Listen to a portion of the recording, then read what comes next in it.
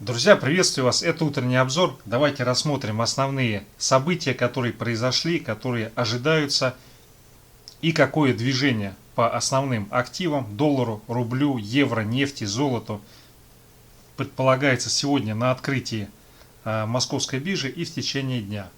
Так, вчера Сауди Арамко, саудовская компания, разместила облигации на 8 миллиардов долларов. Казалось бы, это достаточно позитивный момент, что компания размещается. Но есть и негатив. Негатив заключается в том, что она эти облигации разместила для уплаты дивидендов. Так, что касается взаимоотношений Китая и США. Опять там поднимается вопрос, американские военные самолеты летают в зоне пределах ПВО Китая. В общем-то, все время идет определенная игра для того, чтобы не давать друг другу расслабиться и чтобы каждый мог показать другому, что он в состоянии оказывать и экономическое, и военно-политическое влияние. Так, сейчас возникает ситуация, которая может привести к делистингу китайских компаний с американских бирж. Она заключается в том, что уже давно вызывала обеспокоенность ситуация по поводу бухгалтерской отчетности китайских компаний, которая весьма своеобразно ведется, впрочем, как и статистика. И сейчас речь идет о согласовании решения, что необходимо, чтобы китайские компании осуществляли допуск американских инспекторов, которые будут проверять аудиторскую отчетность этих компаний на предмет соответствия реальности. Это касается Alibaba Group и других крупных компаний, которые котируются в Соединенных Штатах. Такой ход он может привести к делистингу китайских компаний на американских площадках со всеми вытекающими негативными последствиями, как для того же Alibaba, так и вообще в целом для мировой экономики. Потому что если это произойдет, то мы увидим коллапс на финансовых и фондовых рынках. Что я могу сказать? Есть определенные правила, и во всех странах всегда на какие-то вещи закрывают глаза. В той же Америке, там в каждом штате есть свои законы, как вы, наверное, слышали, и порой эти законы доходят до абсурда. И эти абсурдные законы, их как-то никто не соблюдает, и никто об этом особо и не говорит.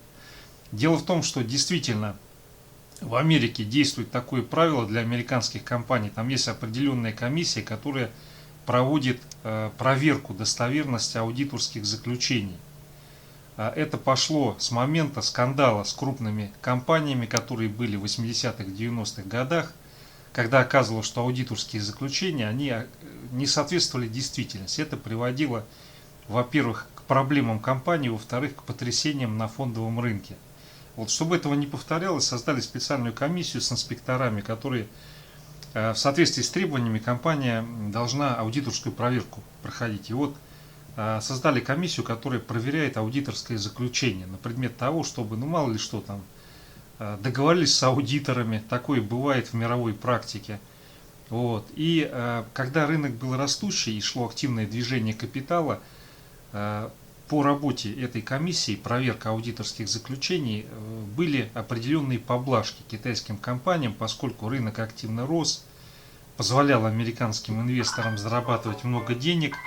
Сейчас, когда рынок сжимается на фоне пандемии, на фоне на самом деле экономического коллапса, который возник уже до пандемии, начинается всевозможный учет, препоны и ограничения для того, чтобы привести систему в соответствие и чтобы все внезапно резко не сложилось. Но проблема заключается в том, что то, что они делают, оно как раз может привести к тому, что внезапно вся система сложится и наступит один большой коллапс. То есть они якобы формально они следуют благим намерениям. Во-первых, выполнение законов, это раз. Во-вторых, давно уже есть опасения, что китайские компании, они как-то не совсем правильно бухгалтерский учет осуществляют. Тут есть основания полагать, что как китайский ВВП, который по подсчетам отдельных экономистов считается завышен как минимум на 2-2,5%, также приблизительно построена и бухгалтерская отчетность китайских компаний. Не берусь судить, насколько это так, но американцы, они, по крайней мере, заявляют благие намерения, чтобы китайский пузырь не надулся на американском фондовом рынке и не привел к тому, что плохая отчетность обрушит китайские компании, и из-за этого пострадают американские инвесторы. Но на самом деле понятно, что здесь реальные мотивы, они другие. Во-первых, оказать давление на Китай, это раз. Во-вторых, ухудшить положение в конкуренции китайских компаний. Вот и все. Но здесь Соединенным Штатам надо быть очень осторожными, потому что понятное дело, что Китай, как нарождающийся мировой гегемон, тем более, ну, скажем прямо, с тоталитарным режимом по сути своей, он, если Америка не хочет сотрудничать, решать какие-то вопросы, есть еще Европа, и вот планирует в Европе развернуть строительство завода по производству аккумуляторов. Вот. Ну, я так понимаю, что речь идет об аккумуляторах, которые будут производиться для автомобилей, для электромобилей. Это к вопросу о том, как Китай относится к зеленой энергетике, к изменению энергетического баланса мирового и какие действия он предпринимает для того, чтобы в этой сфере остаться лидером. Так, ну и в самой Америке нарождается проблема с так называемыми зомби-компаниями, то есть это компании, которые имеют задолженности, которым постоянно предоставляется помощь, а экономически они не функционируют, не приносят прибыль. Ну и по сути это просто идет вкачивание денег непонятно во что. В 2020 году, конечно же, был рост задолженности корпоративной. Ну и вообще само слово зомби-компания это все-таки ассоциируется в большей степени с Японией 90-х годов, когда там было так называемое потерянное десятилетие. Вот сейчас эта эпоха, она пришла во весь мир и в Соединенные Штаты. То есть что вот с этой задолженностью зомби-компаний делать в будущем совершенно непонятно, потому как нету никакой ясности, когда они выйдут на такой уровень, когда будут в состоянии обслуживать и гасить возникшие долги. Но если рассматривать по секторам, как распределены так называемые зомби-компании, то в наибольшем количестве это затрагивает сектор здоровья. Ну вот как рассказали мне американские товарищи, на самом деле в Америке здравоохранение, оно, конечно, очень специфическое, но оно не настолько проблематичное, как у меня было представление.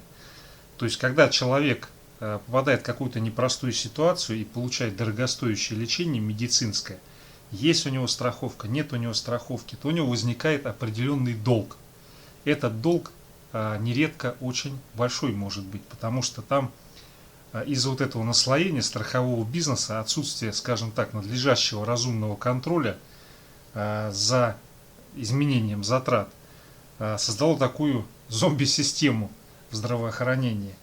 Вот. Но там особенность заключается в том, что если у вас возник долг за предоставление медицинских услуг, и вы его не оплачиваете, у вас никто ничего арестовывать не будет. И через 5 лет он обнулится. Но он как бы обнулится и все, и можно заново все делать.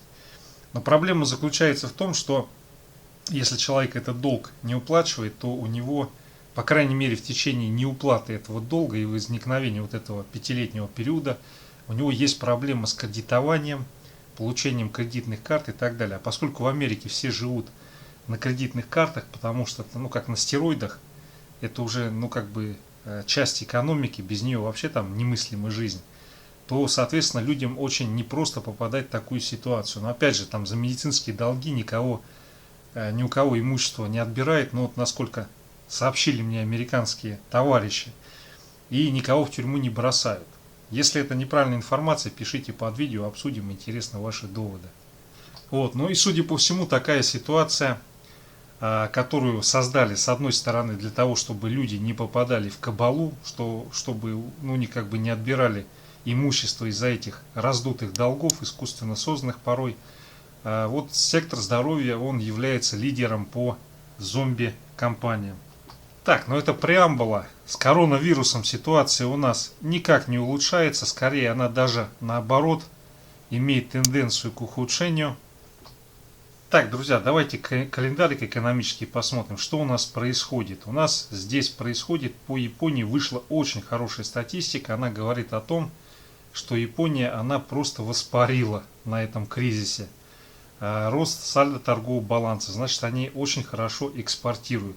А поскольку Япония, у нее сырья нету, она экспортирует либо товары, либо услуги с высокой прибавочной стоимостью. То есть вот этот показатель для Японии очень хорошо. Это говорит о том, что там все начинает расцветать. Вопрос только, насколько долго это продлится, поскольку коронавирус никуда не ушел, он только раскачивается и набирает обороты. Так, далее в час сегодня статистика по потребительским ценам в еврозоне. И в 16:30 важная макроэкономическая информация, число выданных разрешений на строительство в США. Вот здесь может, конечно, и поколебать рынок. Ну и, видимо, председатель ЕЦБ Лагард вошла во вкус, и она, по-моему, почти каждый день с речью выступает. Так, на 18:30 запасы сырой нефти. Вот здесь, наверное, по нефти у нас будет движняк сегодня. Так, друзья, давайте по фьючерсам рассмотрим информацию по позициям, что ожидать, исходя из нее. Так, фьючерс РТС. Здесь юридические лица сделали ставку на то, что он будет проседать. Но судя по размеру этих позиций, здесь скорее все-таки больше напрашивается боковик. Так, далее Сбербанк. Здесь ставка на рост, но какая-то она ставка, ну такая не очень сильная, скажем прямо. Но, скорее всего, действительно будет движение к верхней границе консолидации. Вопрос только когда. Либо с утра на открытие, либо потом в течение дня. Так, Газпром. Здесь ставка юридических лиц на снижение. Норильский никель. Здесь либо боковик, либо небольшую просадку ожидают. Рубль-доллар. Здесь ставка на то, что рубль будет укрепляться к доллару. Ну и сегодня аукцион УФЗ по средам. И сегодня там какие-то убойные планы аж 3 аукциона провести. Так, евро-рубль. Здесь ставка на укрепление рубля к евро. А по евро-доллару ставка на то, что евро-доллар будет проседать. То есть евро будет ослабляться к доллару. Фунт. А вот здесь ставка на то, что фунт будет к доллару расти.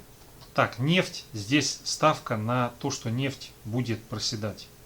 А серебро. Здесь ставка на рост, на отскок серебра. Доллара. Но здесь либо боковик, либо движение к нижней границе консолидации. И природный газ. Здесь ставка на просадку.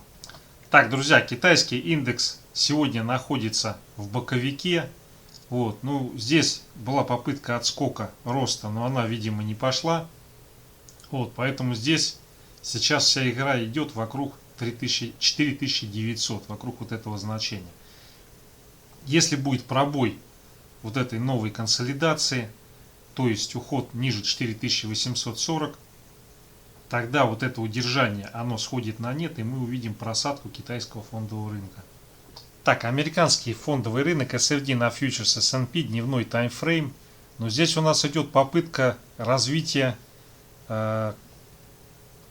коррекционного отката. Вот. Но на самом деле здесь ничего страшного нету, даже если будет пробой вот сюда, в эту область, пока удерживается 3550-3530, вот этот диапазон, наиболее вероятно, что все эти движения будут откупаться и будет попытка продолжить рост. Вот как только здесь пойдет пробой, мы можем очень быстро, если не моментально, оказаться вот в этой области 3410-3400.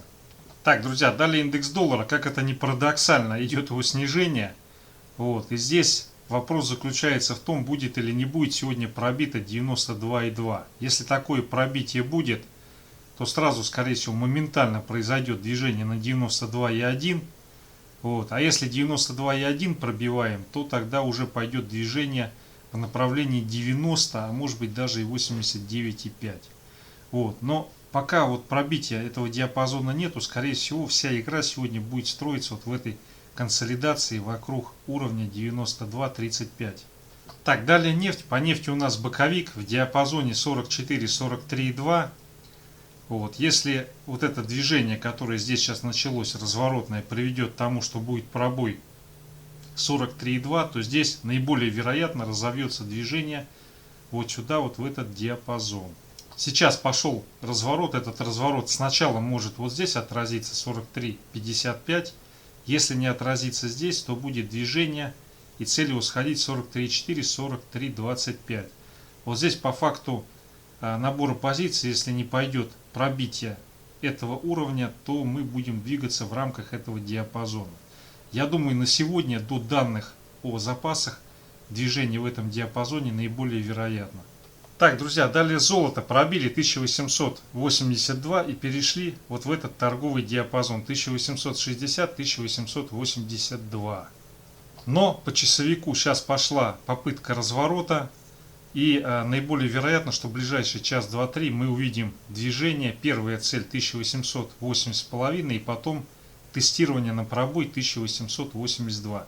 Если здесь сейчас мы получим пробитие и проторговочку над этим уровнем, то у нас сегодня разовьется движение, цель которого будет сначала 1891 и потом 1895. Вот этот сценарий на рост, он отменяется, если произойдет коррекционный откат и будет пробитие 1872-1871. Если вот тут пробой возникает, то мы уже уходим, скорее всего, даже это будет надолго, на 1860-1861,5, вот сюда, в эту область. Но пока, я думаю, больше факторов на то, что золото оно просело, и сейчас оно будет пытаться сегодня в первой половине дня сходить на этот уровень 1882,5. Здесь либо закрепиться, либо будет отбой на снижающемся объеме и возврат на 1876. Так, друзья, далее серебро. Здесь схожая картина. Сейчас возникает попытка развернуться и отскочить. Цель для отскока первой 24,85 и потом, соответственно, движение на 25, 25,1.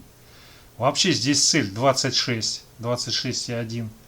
Вот, но это движение сегодня я не уверен, что получится. Вот, но сегодня вполне вероятно движение на 24,85 и 25,1. Соответственно, этого не произойдет, если сейчас будет коррекционный откат и будет пробитие 24,1. Вот если 24,1 пробивается, то вот это движение на сегодня отменяется. Но здесь надо помнить, что как бы краткосрочно, да, это вот такая поддержка 24,1. На самом деле, как бы 23,8 это такой вот расширенный уровень поддержки, пробитие которой приведет к обвалу и движению вниз. Но пока он не пробит, скорее всего, ситуация будет удерживаться. И по факту набора позиций будут новые попытки роста. Так, друзья, далее рубль-доллар, USD Tomorrow, дневной таймфрейм. Юрики делают ставку на то, что будет рубль укрепляться. Вот, но здесь какая есть идея? Вот уровень 76, 75, 75. Но я не думаю, что движение будет ниже вот этого диапазона. То есть рубль укрепится сильнее. Ну просто нету объективно причин на текущий момент. Вот. Ну, конечно, там индекс доллара вроде бы вниз пошел. Но, тем не менее, наиболее вероятно, что действительно с утра сейчас будет движение на 76, может быть даже 75-75. Вероятность пробития 75-75 не очень велика. Но если все-таки вот этот пробой возникает, то у нас цель движения находится на 75-15 вот сюда вот. Так, но здесь в целом картина-то на рост, на отскок на 77.35. Но текущая ситуация по индексу доллара и по позиции юрлиц указывает на то, что, наверное, все-таки откат вниз на 76, 75, 75 все-таки произойдет. Ну и вообще, как бы здесь, я думаю, наиболее вероятно, что в течение дня будет движение вот в этом диапазоне 76, 76,8. По факту размещения ОФЗ, наверное, немножко отпустят и будет движение с целью потестить 77.35. Вот это вот наисильнейший уровень рубль-доллар. Так, друзья, евро-доллар, ну смотрите, здесь вообще прелесть просто по каналу идет. Вот. Ну и сейчас на текущий момент у нас вопрос тестирования 1,1920. Вот сейчас, судя по всему, пойдет движение, тестирование на пробой. Если пробиваем, то открывается дорога на 1,2. Вот. Но по логике вещей здесь должно быть движение куда-то сюда, здесь разворотная формация. И дальше откат назад на 1,1863.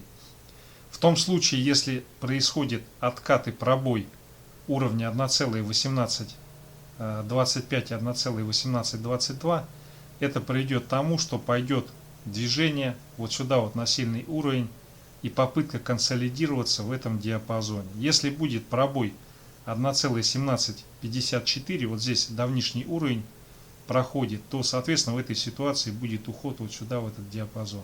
Так, друзья, далее евро-рубль.